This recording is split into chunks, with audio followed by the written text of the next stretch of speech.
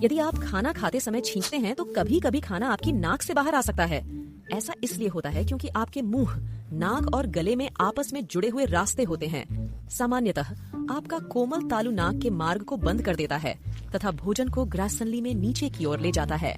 लेकिन छींक के कारण नाक और मुंह से हवा जोर से बाहर निकलती है और यदि ऐसा निगलते समय होता है तो दबाव भोजन को नाक के मार्ग में धकेल सकता है और सीधे नाक से बाहर निकाल सकता है।